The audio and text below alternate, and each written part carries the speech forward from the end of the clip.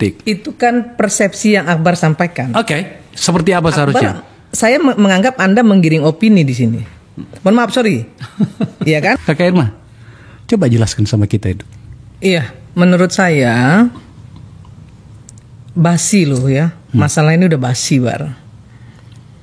KPU, Bawaslu, mulai dari ketika beliau mencalonkan diri sebagai wali kota, kemudian gubernur, sampai ke presiden sudah menyampaikan bahwa mereka sudah melakukan verifikasi. Itu yang pertama. Yang kedua, selama 9 tahun PDIP juga, saya juga kan, Akbar juga sama-sama kita kan di TKN ya. Itu semuanya satu suara menyatakan bahwa ijazahnya asli. Bahkan kita pasang badan untuk itu. Oh, waktu itu belum ada isunya bahkan sebenarnya. Saya tahu persis itu. TKN tahun berapa ya? 2019. Oh ya, 2019. Iya, oke. Jadi menurut saya receh banget gitu loh masalah ini kalau untuk masih terus dibicarakan gitu. Sementara Perang Dunia Ketiga kita masih lihat mau mulai ini ya. Kok kita masih berkutat di situ gitu. Bahkan saya ingin mengatakan gini, ya kalau memang itu palsu misalnya, kayak palsu katanya, menurut Roy Suryo.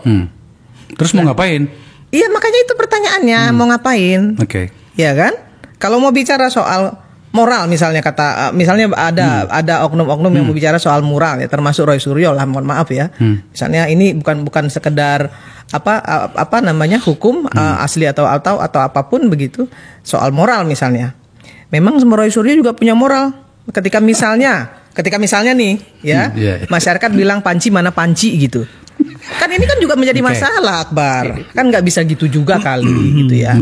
Nah, kemudian yang ketiga, saya ingin sampaikan begini. Saya pernah ketemu Pak Jokowi karena saya mantan juru bicaranya, dan saya pernah tanya soal ini. Saya bilang, Pak, kenapa sih Bapak nggak jawab ini gitu? Kenapa Bapak nggak laporkan balik ya semua orang yang menghujat Bapak? Beliau bilang, Bu Irma, semasih mereka hanya sekedar mengatakan saya jokodok, mengatakan saya anak PKI dan lain sebagainya, saya nggak peduli, saya kerja aja untuk rakyat. Tetapi ketika mereka sudah menyentuh tubuh saya, menyakiti anak saya dengan secara fisik, atau istri saya secara fisik, atau rumah saya lah dilemparin batu misalnya begitu, saya pasti akan bertindak secara hukum. Itu disampaikan beliau ke saya. Gitu. Saya nggak ngerti sebesar apa kesabaran itu gitu loh. Dan itu yang mau ditiru Prabowo, tapi Pak Prabowo kan nggak mampu untuk bisa sesabar itu gitu. Nah, dia jawab seperti itu. Nah, soal asli atau palsu kan institusi sebesar UGM sudah menjawab, KPU sudah menjawab. Terus apa lagi? Yang mau dicari apa sebenarnya? Apa kira-kira yang ada di benak Pak Jokowi hingga kemudian tampak seperti tadi nyimpen, kan nggak apa-apa dikeluarin aja, apa masalahnya? Jadi begini, Pak Jokowi itu kan presiden, orang nomor 1 loh. Kemudian dia sudah menyerahkan, sama kayak kita Bar, waktu kita mau jadi caleg, kita kan menyerahkan ijazah yang sudah dilegalisir, sama beliau. Beliau mengatakan itu ke saya. Terus apa lagi? Ngapain saya harus liatin gitu loh? Kayaknya kok saya nggak mau juga kemudian diperintah mereka untuk membuktikan itu. Ya, yang harus membuktikan itu yang mendalilkan, kata dia. Yang harus membuktikan itu adalah KPU, Bawaslu, UGM, dia bilang. Kenapa harus saya? Toh saya sudah melaksanakan hak saya, tugas saya, kewajiban saya kepada institusi yang berwenang untuk itu, gitu loh Bar. Karena menurut saya kalau saya jadi dia juga nggak mau diperintah-perintah begitu, karena nggak benar juga. Nah, satu yang ingin saya sampaikan satu lagi Bar. Contoh kayak misalnya Pak Roy Suryo nih ya, yang mengatakan bahwa sebagai seorang pakar telematika misalnya, dia melihat huruf dan lain sebagainya, yang mohon maaf gitu. Dia boleh mengatakan bahwa dia ahli, tapi siapa juga yang boleh juga mengatakan bahwa dia bukan ahli? Karena secara disiplin ilmu dia bukan tidak punya keahlian untuk disebut pakar telematika. Kan seperti itu. Tapi saya nggak tahu kenapa beliau terus menerus ini ya ikut-ikutan untuk di dalam hal-hal yang berkaitan dengan telematika. Nah, kalau kemudian masyarakat, saya juga punya TikTok kebetulan banyak sekali ya. Ini saya punya follower juga banyak gitu ya, yang mempertanyakan ngapain sih dia kok kayaknya ribut banget, bising banget sih soal ijazah Pak Jokowi ini gitu. Itu juga menjadi pertanyaan masyarakat terhadap beliau. Dan kalau masyarakat kemudian mengatakan kepada beliau juga bahwa dia adalah ahli telematika palsu misalnya, kan juga dia nggak boleh ribut juga gitu. Nah, jadi menurut saya hari ini yang harus kita bicarakan di meja Akbar Faisal Unsensor ini, bagaimana Indonesia ini ke depan ya di krisis ekonomi global yang sangat mengkhawatirkan ini bisa menuju Indonesia emas. Itu yang saya maksud. Kenapa sampai saya ngangkat ini dan tidak lagi pakai isu ini untuk itu, tapi kan ada pintu masuknya. Saya terus terang mengapresiasi Ferdinand ya. Ya, oke, Kak Kerma. Saya tetap di sini tadi. Oke, dia tidak mau diperintah-perintah oleh orang, oke kan, wajar lah. Saya juga kalau ditekan-tekan kayak gitu, kok norak amat kira-kira gitu ya. Tapi kan realitasnya ini sudah membuat banyak pihak tidak nyaman nih. Ya. Dibuka saja. Sorry. Anda juga menurut saya salah. Banyak pihak yang mana? Kalau menurut saya nggak banyak pihak, hanya 1-2 pihak. Apapun, jangan jumlah. Jangan jumlah, tapi apapun namanya ada yang telah mulai membuka itu. Iya boleh. Mereka punya hak. Oke. Nggak boleh juga kita bilang mereka nggak boleh. Mereka punya hak untuk melakukan itu gitu. Saya nggak pernah mengatakan bahwa mereka nggak punya. Boleh dong mereka mempertanyakan itu. Kemudian mereka melakukan demonstrasi dan itu hak warga negara. Itu diatur oleh undang-undang gitu.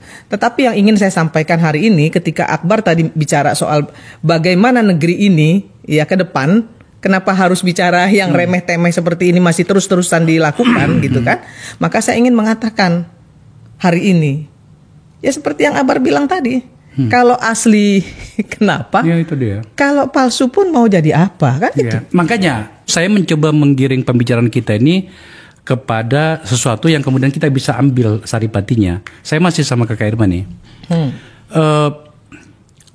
Seperti pada bagian sebelumnya tadi saya katakan, ini tampaknya adalah gambaran penyikapan alam bawah sadar sebagian kelompok masyarakat kita, berapapun jumlahnya, bahwa mereka marah sama Pak Jokowi pada periode pemerintahannya. Betul. Dan kemudian dia melihat ini ada pintu yang mampu mereka suarakan. Ada pintu yang mampu mereka suarakan.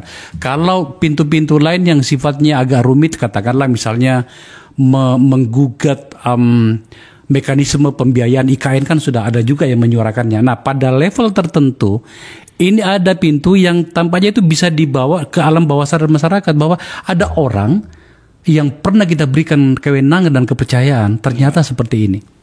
Itu yang saya maksud. Oh, ini ternyata mungkin gambaran dari kemarahan itu. Soal apakah relevan atau tidak, kita bicarakan. Kalau begitu seperti apa Kak Irma? Ya menurut saya kalau kita bicara rakyat ya, rakyat Indonesia ini kan hampir 300 juta. Kalau misalnya yang mempertanyakan itu hanya 1-2%, menurut saya relevan nggak sih untuk diperdebatkan? Sementara yang lain percaya bahwa ijazah itu asli misalnya seperti itu. Nah, kan, untuk apa juga kita bicara itu? Tapi saya juga ingin mengatakan bahwa masyarakat punya hak. Yang sekarang ini demo, yang sekarang ini menuntut juga silakan saja. Toh mereka juga punya hak. Pak Jokowi juga punya hak jawab. Saya pernah tanya begini, Bar. Terus terang saya pernah kira-kira 2 bulan lalu lah ya, saya ketemu sama Pak Jokowi. Karena saya mampir ke Solo, ketika itu saya lagi ada acara di Solo. Saya pengen lihat karena ada orang yang mengatakan bahwa seolah-olah yang datang ke sana itu kan seperti didramatisir. Ya, seolah-olah di ada penggiringan setting gitu ya, di setting gitu. Saya pengen lihat, Bar. Saya diam-diam pertamanya datang, saya lihat. Ternyata enggak. Memang saya ngobrol dengan mereka itu. Yang datang ke sana ya? Iya. Datang ke sana saya ngobrol. Ada yang dari Sulawesi, ada yang dari dari Kalimantan, ada yang dari bahkan ada yang dari Madiun, dari segala macam. gitu. Mau datang mau foto. Nah kemudian saya mampir karena saya udah sampai di sana, saya ngomong sama sama asistennya, saya boleh nggak kira-kira ya ketemu Pak Jokowi gitu. Nah kemudian saya tunggu, ternyata boleh gitu. Oh Mbak Irma silakan Mbak, ini Bapak mumpung ada waktu, saya datang. Nah saya juga tanya juga soal Gibran loh, ini Ferdinand. Saya bilang, ini menurut Bapak bagaimana pendapat Bapak terkait masalah misalnya lapor Pak kemarin itu, saya tanya gitu.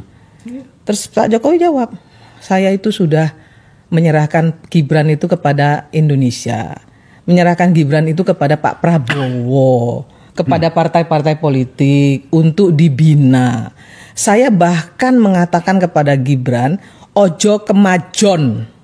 Apa maksudnya? Jangan maju. Ya, kamu itu hanya di belakang Pak Prabowo. Jadi kamu itu hanya orang yang menjalankan perintah Pak Prabowo. Kalau orang Jawa bilang ojo kemajon, itu disampaikan beliau kepada saya loh. Tapi dia bilang begitu. Bagi saya, ketika anak saya diminta, ya kan, sekali dia berkali-kali ngomong itu. Dan saya ya monggo, karena dia juga udah dewasa. Tinggal bagaimana masyarakat menyikapi itu, gitu. Jadi persoalannya sekarang ini bukan lagi soal tentang diterima atau tidak diterima oleh masyarakat, soal langkah Pak Jokowi, tetapi bagaimana mereka memberikan efek pukulan kepada Pak Jokowi, itulah yang ditargetkan menurut secara saya. Psikologis ya. Secara psikologis. Jadi ini tidak akan selesai persoalan ini. Kalaupun Pak Jokowi menyerahkan itu dibuktikan secara hukum sah, ini tidak akan selesai. Saya bilang tadi akan turun ke Mas Gibran karena kemarahan belum tuntas dan belum selesai. Ya kalau memang seperti itu, terus untuk apa? Untuk apa kita bicarakan masalah pepesan kosong ini? Nggak ada manfaatnya untuk bangsa ini. Untuk apa juga Pak Jokowi menyampaikan yang asli itu ke mereka? Kan sudah jelas.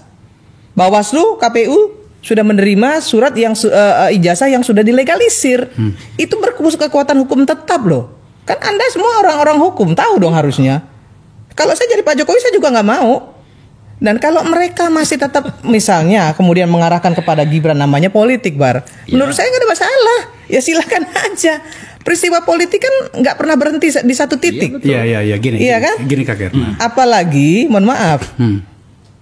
Ini kan sampai ada yang bilang Pak Prabowo mungkin karena sudah tua, ya kan, tinggal 3 tahun lagi usianya, nauzubillah min zalik gitu ya. Ini kan yang begini-begini juga sebenarnya nggak boleh, nggak juga bagus untuk disampaikan gitu. Nanti kita ke situ. Enggak, Bar. Saya terus terang, Bar, saya terganggu, Bar, dengan yang begini-begini. Makanya kita bicarakan Kakak Irma. Iya, maka saya sampaikan kepada kita semua, nggak apa-apa mereka menggugat, silakan. Nah sekarang kan Pak Jokowi juga sudah melakukan langkah hukum. Ya sudah selesai. Gini. Sebenarnya kita kita udah maju pembahasan ini. Pada posisi Pak Jokowi, kita tidak bisa sesederhana itu memahami dia.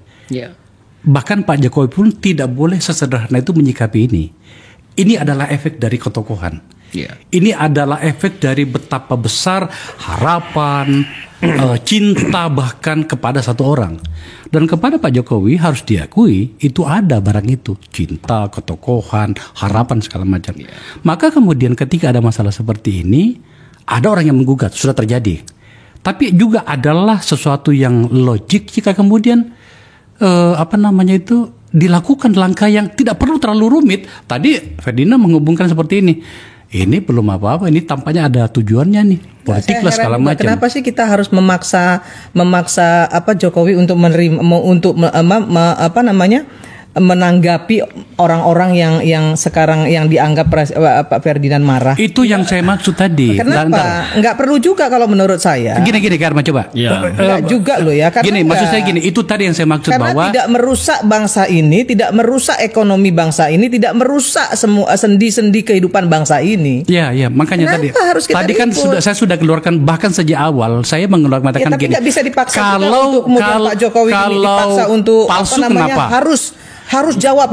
Kalau ternyata asli terus mau bikin apa? Sebenarnya kesimpulannya itu. Tapi lagi-lagi kita belajar bagaimana bernarasi di ruang publik kita menyangkut dengan situasi yang tadi mengatakan receh. Bisa lah kita gunakan seperti itu. Tapi pada posisi Pak Jokowi tidak sesederhana itu. Dia seorang tokoh, 10 tahun jadi presiden gak gampang itu. Kalau menurut saya pribadi ya, saya bilang sederhana.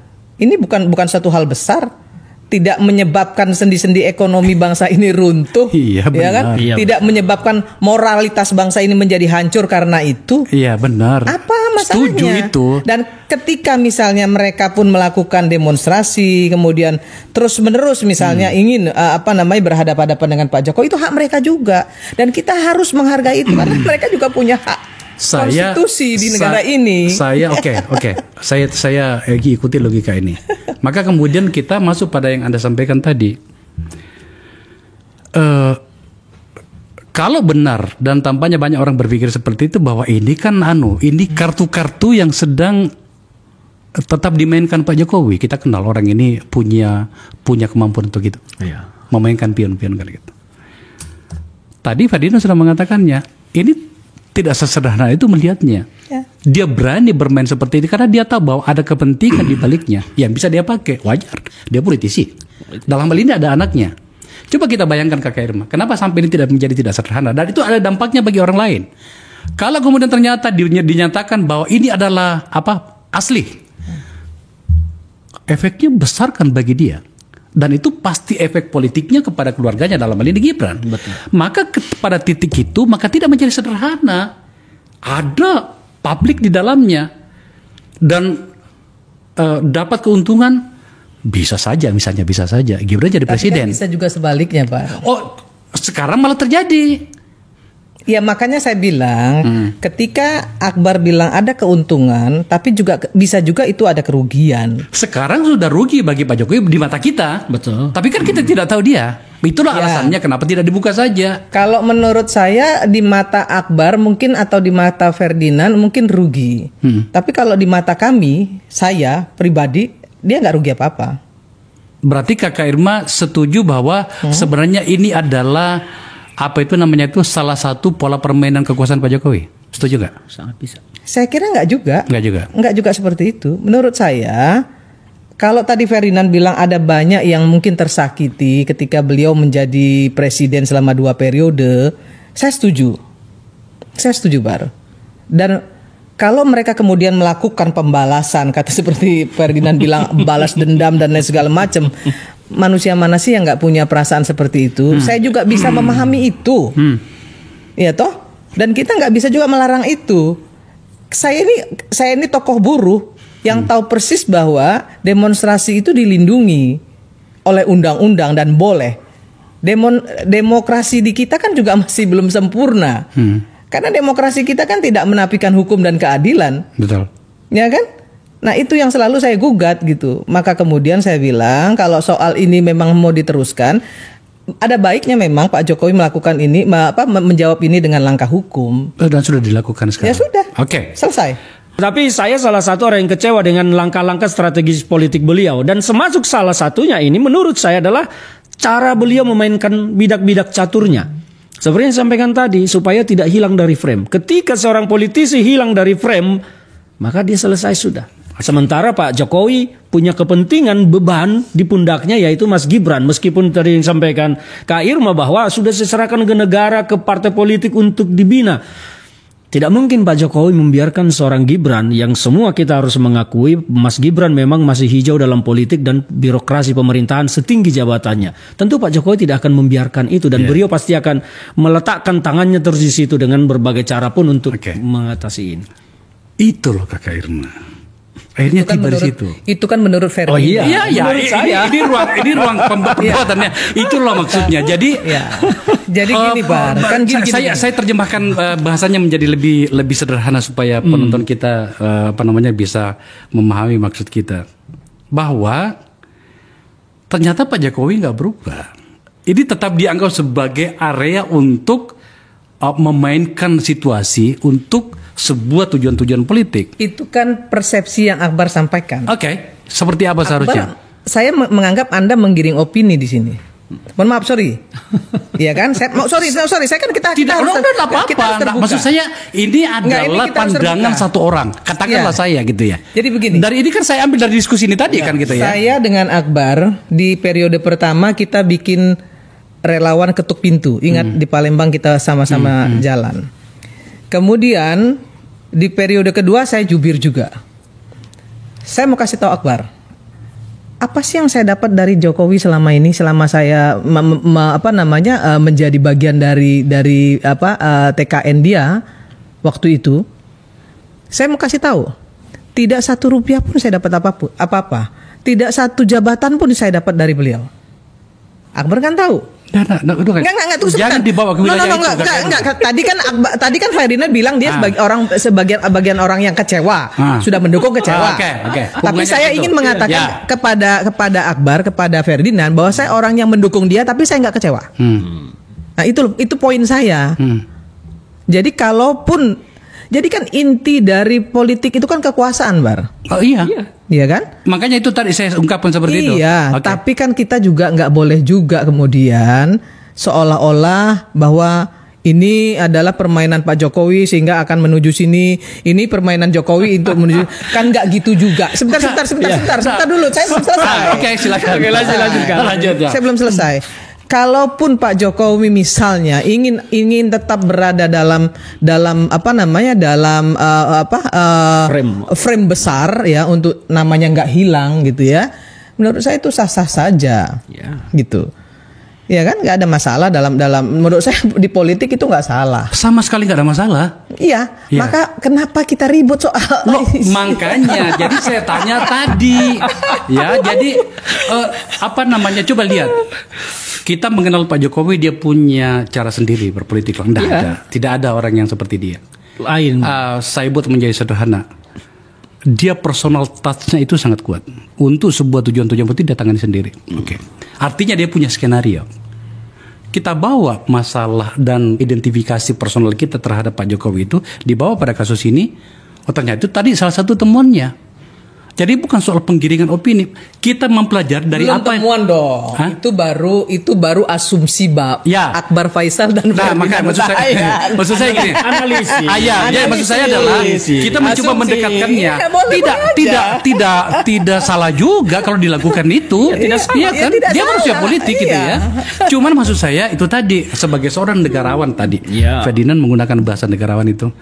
Kenapa harus membuat kita ini harus berkelahi seperti itu? Dia. Itu loh sebenarnya. Udah bilang aja, apa sih yang kalian pertengkarkan? Iki loh. Ya kan? Ada beberapa orang yang mengatakan gini, memang agak jarang loh seorang katakanlah sarjana di mana dia pernah bersekolah di SD, SMP, SMA, perguruan tinggi, biasanya itu kan reunian kan gitu. Kita jarang sekali melihat Pak Jokowi itu. Saya baca yang di Twitter itu, seorang kadernya PSI. Seorang pejabat di NTB, Pak Andi. Dia pejabat di NTB mengatakan gugatan orang itu salah. Bapak saya dengan bapaknya temannya dia yang bertugas di NTB itu adalah alumni bersama dengan Pak Jokowi. Ada juga bantahan itu gitu loh. Tapi lagi-lagi kan pembicaraan kita sudah jauh dari itu, Kakak Irma. Ini tentang menggugat banyak persoalan bangsa ini. Jangan ke situ dong arahnya gitu kan. Betul sekali. Buka saja. Maka ternyata di forum ini Ferdinand menemukannya bahwa gini loh, ini ada tujuannya. Dan itu sah, Kakak Irma. Sesimpel itu kok. Ya, saya bilang sah menurut Ferdinand, tapi kan belum tentu sah menurut saya. Belum tentu sah juga menurut teman-teman lain. Gitu loh. Kita hormati itu. Kita harus hormati itu. Sah menurut Ferdinand, Anda sebagai host ya kan, yang harus netral di sini, sah menurut Ferdinand. Tapi kan nggak sah menurut saya. Sah menurut sebagian orang dan tidak sah menurut sebagian orang yang lainnya juga. Dan itu juga nggak boleh dinafikan. Betul, setuju. Itu yang saya ingin sampaikan juga di sini.